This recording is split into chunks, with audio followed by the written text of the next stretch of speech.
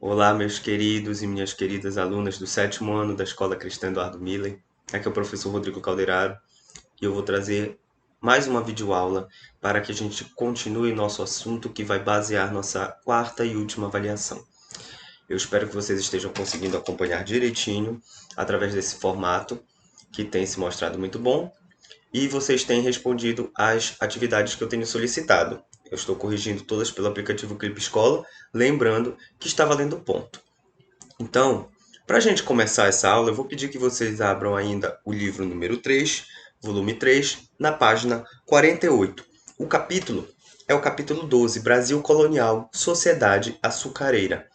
Bem, a gente vai estudar basicamente nessa unidade como se desenvolveu a economia e a sociedade do Brasil nos primeiros anos da colonização, quando os portugueses começaram a realmente ocupar o território e empreender atividades econômicas aqui.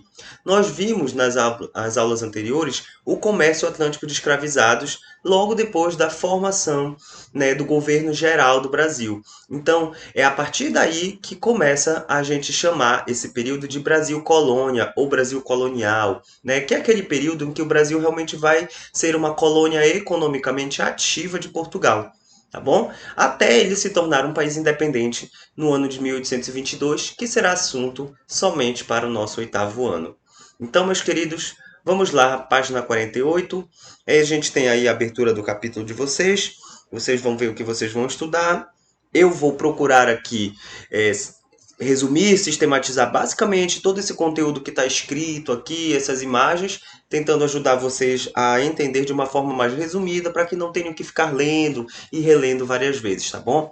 Na página 49 tem o tópico Economia Açucareira.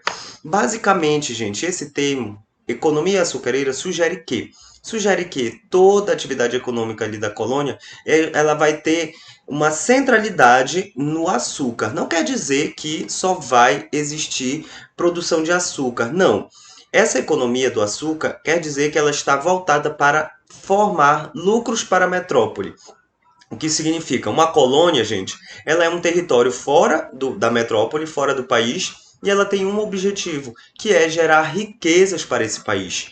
Então, todo o esforço que a coroa de Portugal está empreendendo em trazer portugueses para cá, trazer africanos para trabalhar, tem um único objetivo, que é gerar lucros para a metrópole.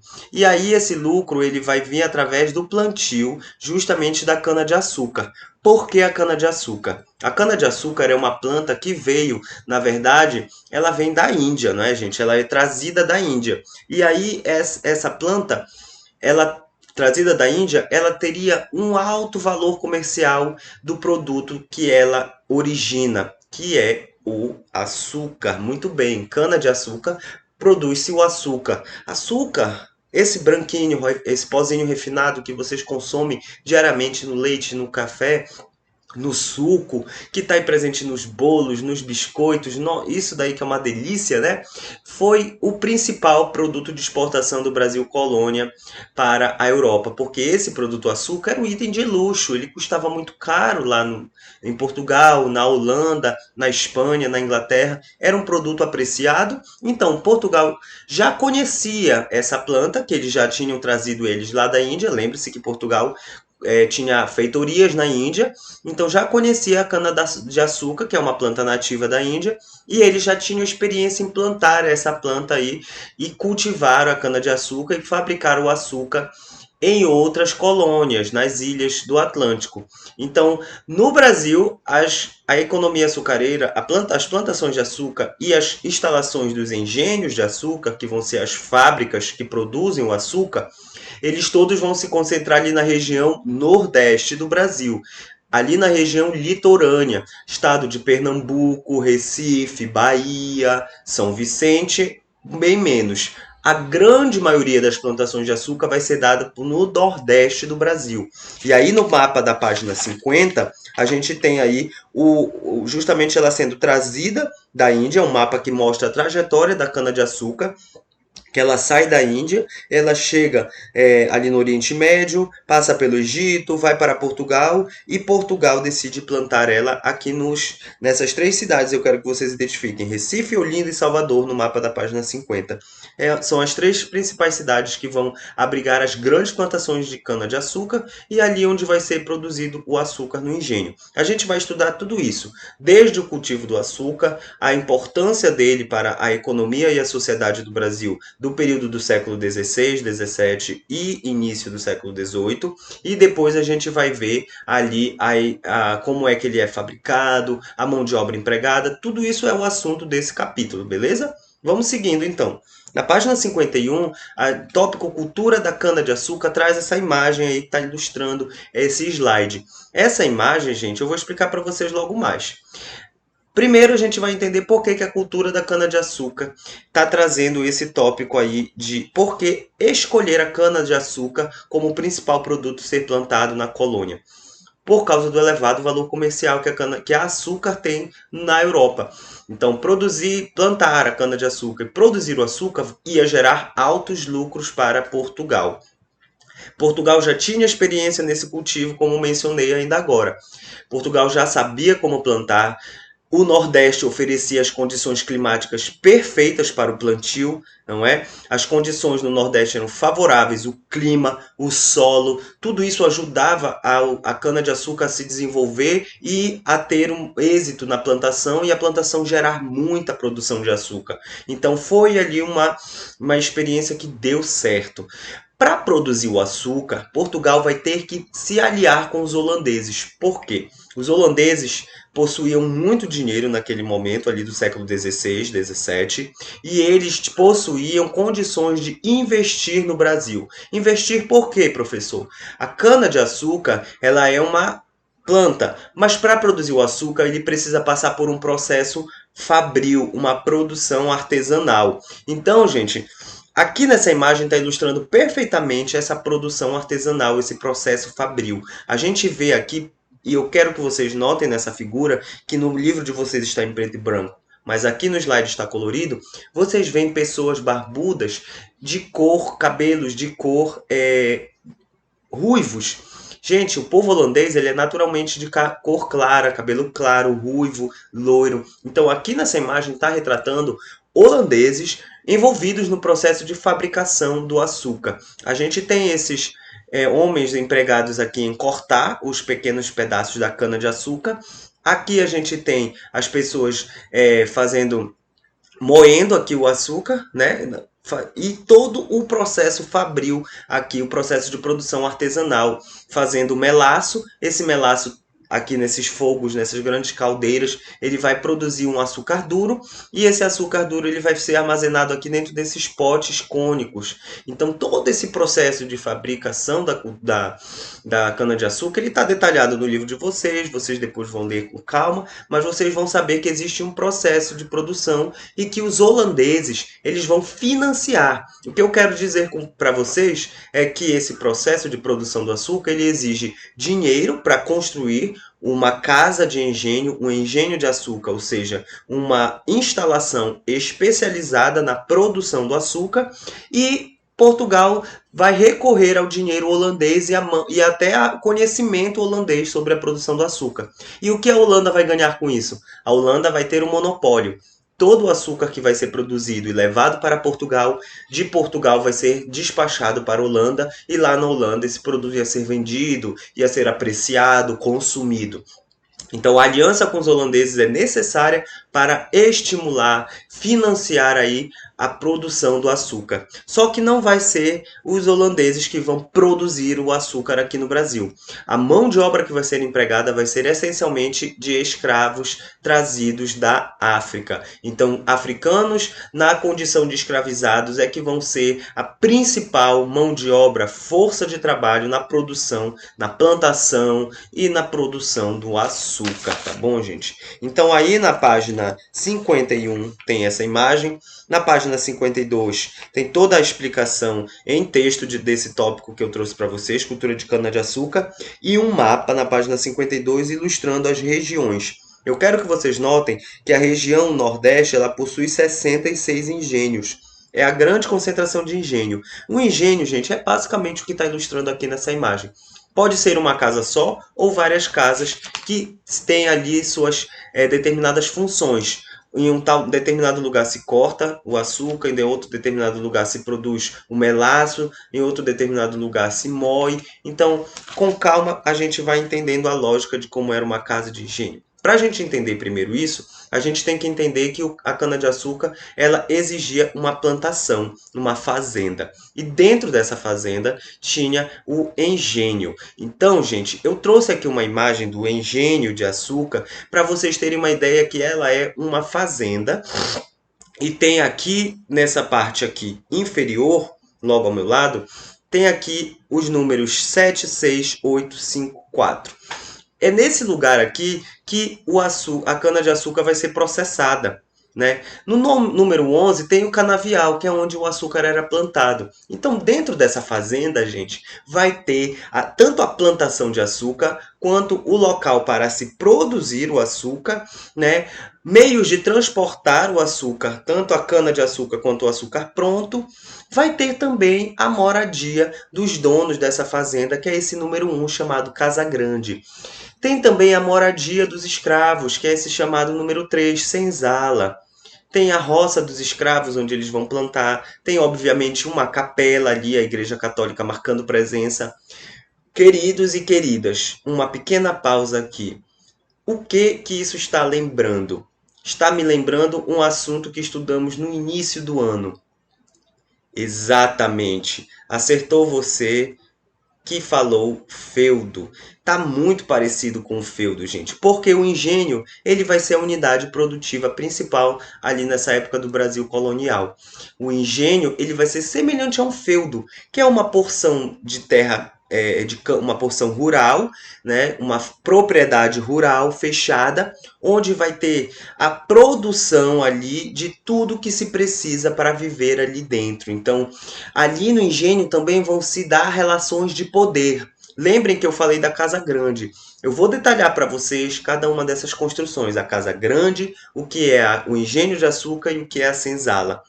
Então, gente, dentro dessa grande fazenda de plantação de cana-de-açúcar e produção do açúcar, vai se dar relações de poder. O que significa isso? Que eu vou ter o dono, né, da casa da fazenda se relacionando com os seus familiares, com trabalhadores livres e com trabalhadores escravizados. Então, o dono dessa fazenda ele vai ser a autoridade máxima, muito semelhante com a figura do senhor feudal para o feudalismo na Europa medieval. Então, vai ter relações de poder entre senhores, que vão ser chamados senhores de engenho, aqueles donos das fazendas produtoras de açúcar, e trabalhadores livres, senhores de engenho e escravizados, senhores de engenho e familiares dos seus próprios, da sua própria família. Então, relações de poder vão se dar dentro desse engenho e a gente vai detalhar isso ao longo da unidade. Como já falei para vocês, a fazenda de produção de cana-de-açúcar é um grande latifúndio, ou seja, uma enorme extensão de terra onde se produzia exclusivamente ali a cana-de-açúcar. Ah, professor, mas o senhor disse que se produzia tudo que tinha ali preciso para viver. Exatamente, existia um caráter de autossuficiência. O canavial, ele é a concentração da produção de um só gênero, qual seja a cana-de-açúcar. Mas eu tinha também a roça dos escravos. E eu tinha também o eito ou a roça, que era a roça para plantar os alimentos da Casa Grande. Então, dentro dessa grande fazenda, se plantava principalmente a cana-de-açúcar, mas existia também campos destinados para fazer plantação de alimentos que iam ser consumidos dentro da fazenda, tanto pelas pessoas que moravam na Casa Grande, quanto por pessoas que moravam na moradia dos trabalhadores livres, tanto para os escravizados. Então, queridos e queridas, a lógica é muito semelhante ao feudo. Não se impressionem com essa semelhança. É justamente esse ponto que eu gostaria que vocês entendessem. É uma unidade produtiva, existem relações de poder ali dentro, a autossuficiência também está presente. Então, todos esses caracteres, eles se assemelham a um feudo. Vamos estudar cada construção dentro desse engenho de açúcar. A primeira construção é a Casa Grande e está aí na página 54 de vocês. 3 características eu quero levantar aqui. A Casa Grande é a moradia da família do senhor de engenho, o dono da propriedade, aquela pessoa que vai investir e vai ser responsável por ter a propriedade de tudo que está sendo produzido e construído ali dentro dessa grande fazenda. A Casa Grande é a sede do poder local. O senhor de engenho, ou seja, o dono do engenho, que geralmente era um homem, ele tinha ali dentro da Casa Grande o seu espaço de relação de poder. Ali ele recebia compradores de açúcar, os transportadores, comerciantes de escravos, autoridades do poder, e ele também exercia o poder local ali. Ou seja, o senhor de engenho, muito parecido com o senhor feudal, ele tinha a função de cuidar da ordem, estabelecer a lei, estabelecer punições para escravos que houvesse, para punições para trabalhadores livres, se fosse necessário. Ele organizava a sua família, os negócios, o comércio, tudo era o senhor de engenho responsável dentro daquela fazenda. Então isso vai criando pequenos espaços de poder e as autoridades da cidade, do governo, elas não têm tanto poder assim dentro da fazenda do senhor de engenho. Tá? Outra coisa que eu quero destacar é que a arquitetura da Casa Grande ela é de origem portuguesa. A gente vê que são largas janelas, são casas altas, que é para serem bem arejadas, à semelhança das casas construídas em Portugal. E ela também era construída no local estratégico. Aí na página 54, a imagem mostra para vocês que ela está em cima de um morro, ou seja, ela é construída na parte alta da fazenda, que era para o senhor de engenho ter uma boa visibilidade da plantação e da senzala e da casa do moinho de açúcar, tá bom? Então, queridos, Casa Grande, moradia do senhor de engenho. Ele exercia o poder local dentro da fazenda e ali na Casa Grande ele centralizava todos os negócios dele, as relações sociais e tudo que ele precisava resolver ali no dia a dia dele. E a arquitetura dessa casa é de origem portuguesa. Ela foi se refinando. Inicialmente era uma casa simples e aí quando os senhores de engenho adquiriam mais dinheiro, eles iam melhorando essa casa e ela ficava extremamente luxuosa para os padrões da época. Ok? Já a casa de engenho está detalhada aí na página 55, gente. Está todo o processo de produção fabril do açúcar. Vocês vão ter o trabalhinho de dar uma lida e grifar depois dessa aula as semelhanças que vocês estão observando com a minha explicação. Se desejarem, pausem a aula e grifem aí no texto de vocês da página 55, porque o processo de produção do açúcar é muito interessante de se ter conhecimento. Eu vou só resumir aqui para vocês, tá? A casa de engenho servia essencialmente para o preparo do açúcar. A cana de açúcar já chegava na casa de engenho devidamente higienizada e colhida para ser produzido o açúcar, transformado em açúcar. Então a casa de engenho ela podia ser uma casa só, que concentrava todas as ferramentas necessárias para produzir o açúcar, ou ela podia ser composta de várias casas e cada casa dessa tinha uma especialidade. Aqui nessa imagem eu estou mostrando para vocês a moenda. Então eu tenho escravizados colocando a cana de açúcar dentro de uma estrutura cilíndrica e outros escravizados utilizando sua força para moer a cana de açúcar e ela ficar fibrosa. Dessa fibra, ela vai ser colocada numa caldeira e vai se produzir o melaço. Quem aqui já presenciou o processo de cozinhar pudim, né? O pudim ele precisa ser feito em calda e a calda ela é feita do açúcar. Quando se pega aquele açúcar em pó e põe na panela com água e deixa ferver durante muito tempo, ele vai começar a produzir aquela calda, né? Aquilo ali é o melaço, é semelhante ao melaço, que era daquilo ali que virava o açúcar refinado. Então, a casa de engenho, ela podia ter várias construções, cada uma dessas construções ela estava destinada a um processo da produção do açúcar, porque a produção do açúcar é um processo de produção artesanal. É utilizada a mão de obra dos escravos, algumas máquinas que eram desculpem, as máquinas eram operadas pela força dos escravos, não eram máquinas automáticas. A gente só vai ver máquinas automáticas empregadas na produção enfim, alimentos e roupas só lá no século XIX, tá, gente? A gente está falando aqui do século XVI, XVII, tá? E XVIII também, início do século XVIII.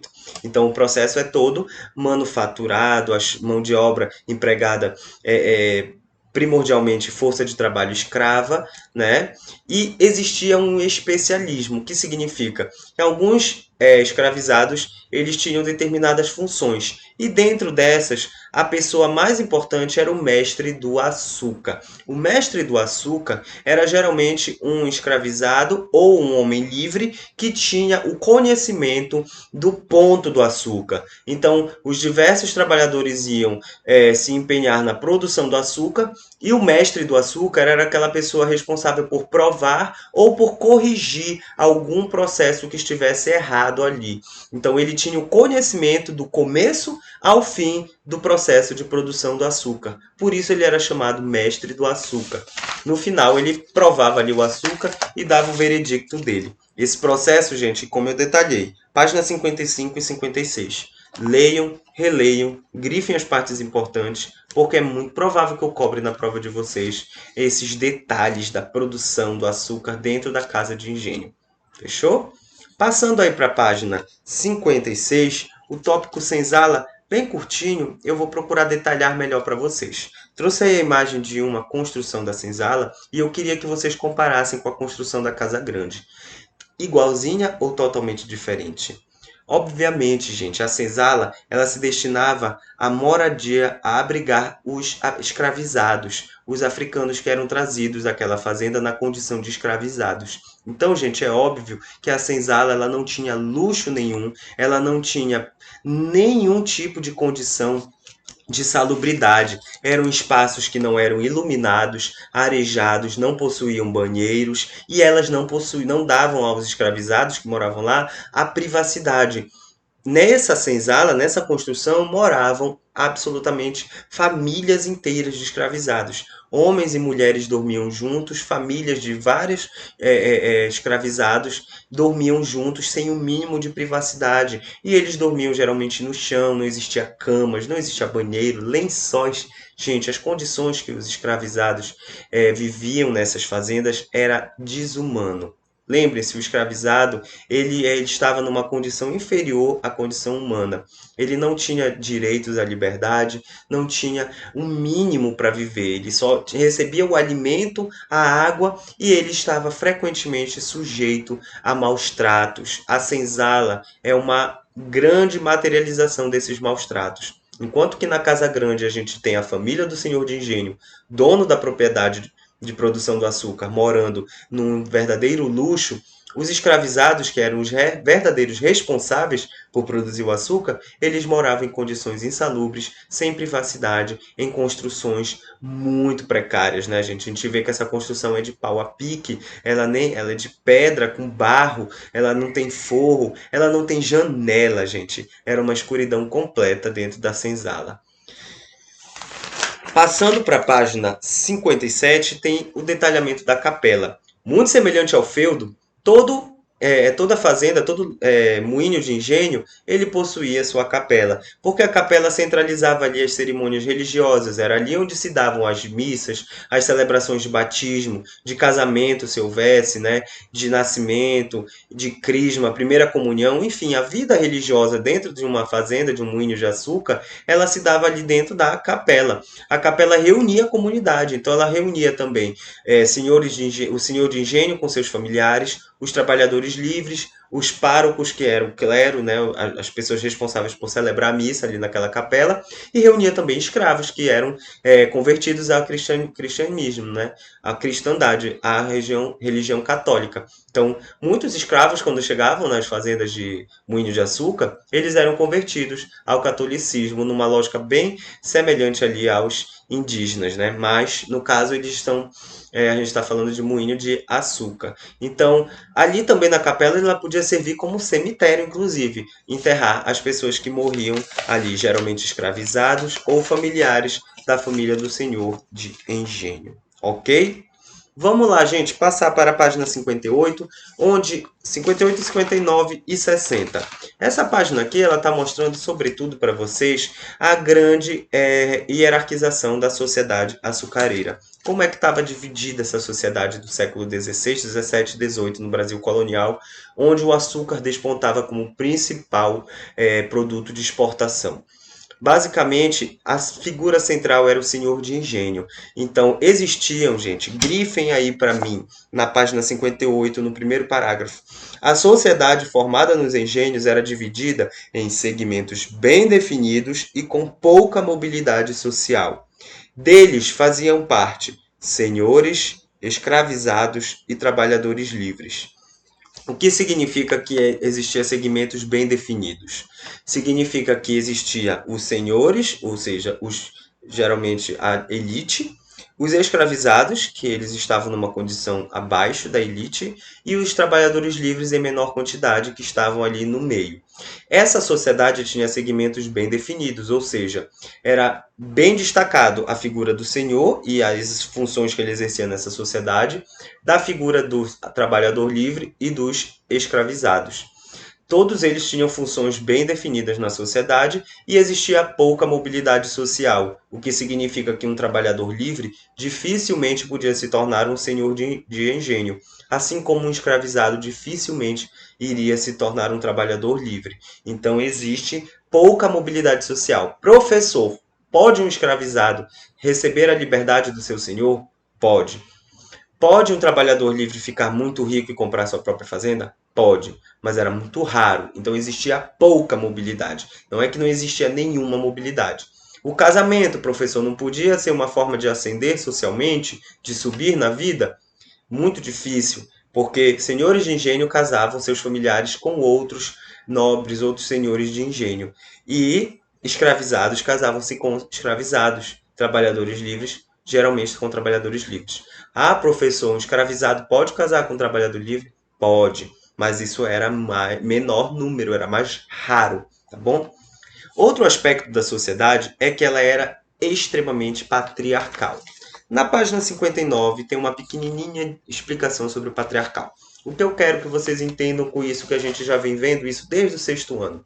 O patriarcalismo, ou patriarcado, ou sociedade patriarcal, é aquela sociedade em que a figura do homem, chefe de família, é o centro da sociedade. É ele que detém o poder e a ele estão subordinados tanto os seus agregados quanto os seus familiares, ou seja, os escravizados respondiam à autoridade do chefe da família. As mulheres e crianças estavam submetidas ao chefe da família, porque era o chefe da família o responsável por prover aquela família, então ele também era a pessoa que ordenava, que dava as ordens e organizava aquela sociedade. A sociedade era estamental, como eu bem já disse, segmentos bem definidos, né? A obediência era uma característica bem peculiar ali do patriarcado, então mulheres e crianças obedeciam ao senhor, e aqui eu tenho uma boa imagem, vocês veem o senhor de engenho aqui comendo, né, a mãe, a mulher esposa alimentando uma criança escravizada, né, todos eles submissos à figura do senhor de engenho. E a propriedade, ela podia ser passada de pai para filho, né? Geralmente os engenhos de açúcar, as fazendas, elas eram hereditárias. Então, o senhor de engenho passava para o seu filho, né? O homem é que herdava. Então, é uma cultura que a gente chama hoje de machista, né? Existe a figura do homem como a figura central. A mulher está destinada a um lugar de obediência e subserviência e as crianças não têm, né, ali aquela centralidade. É o homem adulto, chefe de família, que é o centro de todas as decisões e etc. Então a sociedade açucareira é patriarcal. E a patriarcal, vocês entendam como essa explicação que eu deixo aqui para vocês. Muito importante na prova de vocês, viu? Página 61. Vilas e cidades. É um tópico bem breve que eu quero resumir nos seguintes termos. As primeiras vilas e cidades eram feitorias. Lembrem-se, a ocupação do Brasil e das outras áreas que Portugal foi entrando em contato, estabelecendo relações, era através de feitorias. O que isso significa? Que eram ali pequenos territórios fortificados onde a administração portuguesa era soberana. Daí é que vai se surgindo, né, as cidades. Então, as primeiras feitorias, as primeiras cidades se originam das feitorias. Depois que o governo geral é instalado na colônia, que é um governo especializado em que o rei de Portugal manda um governante para cá, para a colônia, para organizar, estabelecer a lei e a ordem na colônia, é que vão começar a ser fundadas as primeiras vilas, tá? E essas vilas, elas vão ter um caráter desorganizado. Não é aquela vila toda planejadinha, né, como a cidade de Brasília no nosso país hoje. Ela é toda planejadinha, toda retinha, com as ruas todas com uma métrica definida. Não, as cidades elas vão crescendo sem muita organização, né? À medida que as pessoas vão construindo suas casas, né, não tem uma preocupação muito grande em deixar a cidade toda organizada, ordenada. As primeiras cidades do Brasil, elas vão ser desorganizadas. Basicamente vão ser fundadas no litoral, porque o centro econômico ali do Brasil ainda está no litoral. Lembrem-se, o açúcar que era produzido aqui, ele ia para Portugal. Não tinha interesse em manter esse açúcar aqui. Então, o litoral é o principal, é onde ficam os portos. E ali os navios que são carregados de açúcar e são levados para Portugal. Então, o litoral, que é aquela parte do país que está voltada para o oceano, ela ainda é o local mais estratégico para ser ocupado. Para finalizar, gente, chegando ao final da nossa aula, eu tenho aqui na página 63 o comércio interno. Professor, o senhor disse que a lógica de produzir açúcar na colônia era para levar todo esse açúcar para Portugal. Perfeito. E o que ficava aqui no Brasil? Como as pessoas se alimentavam aqui no Brasil? De açúcar? Não. Basicamente aqui, gente, toda a produção ela é voltada para o comércio externo. Se produz açúcar, se investe em mão de obra para produzir açúcar, todas as relações de poder e econômicas são estabelecidas em torno da produção do açúcar. Esse açúcar gera dinheiro, gera é vendido lá em Portugal e Holanda, gera dinheiro, esse dinheiro acabava retornando para cá, né? O produtor de açúcar vendia o seu açúcar para um transportador vender lá na Europa. Então isso gerava um dinheiro e esse dinheiro, esse lucro, ele era empregado também na subsistência, né? As pessoas aqui que produziam esse açúcar, a família do senhor de engenho, os escravizados, eles tinham que viver, eles tinham que comer alguma coisa. E aí eu tenho a formação de uma rede interna de comércio. Gente, os principais produtos que eram consumidos aqui no Brasil Colônia eram o peixes, grãos, carne seca, que é o nosso charque, né, que a gente aprecia muito aqui no Pará, os vegetais, era comercializado o couro para se fazer roupas, para se fazer utensílios de montar em cavalo. Lembre-se que o boi é muito importante para transportar o açúcar. E aí, gente, a gente vai ter pequenas redes de comércio. Essas redes de comércio, elas vão ser executadas pela figura dos tropeiros. Essa imagem que está aí na página de 63 de vocês e que eu trago aqui para estampar o slide. Tropeiros eram verdadeiros integrantes de tropas. Essas tropas elas tinham o objetivo de percorrer as cidades e vilas, levando e trazendo os produtos necessários para a sobrevivência das pessoas que ali moravam. Então esses tropeiros, eles eram viajantes que eles tinham a função de transportar os produtos que eram necessários para a vida dentro da colônia. Carne seca, o couro, os vegetais, as frutas, os legumes, a carne, os peixes, os grãos. Eles também transportavam açúcar. Então, gente, existe uma comida que é do conhecimento de vocês, que ela se chama feijão tropeiro. Quem já ouviu falar e já provou essa iguaria, sabe que essa comida ela é feita de feijão seco, com farinha, ovo e couve. Por que, gente, é chamado feijão tropeiro?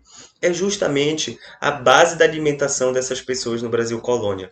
Eram viajantes, gente, então eles não tinham tempo de ficar fazendo comidas altamente elaboradas, né? Então eles preparavam ali um misturado de feijão seco para não estragar, com carne seca, farofa, ovo e eles cozinhavam aquilo ali e comiam, armazenavam em grande quantidade para ir comendo durante as suas viagens. Eles percorriam cidades e cidades a cavalo. Essas tropas, esses tropeiros, demoravam dias, meses para viajar o Brasil todo.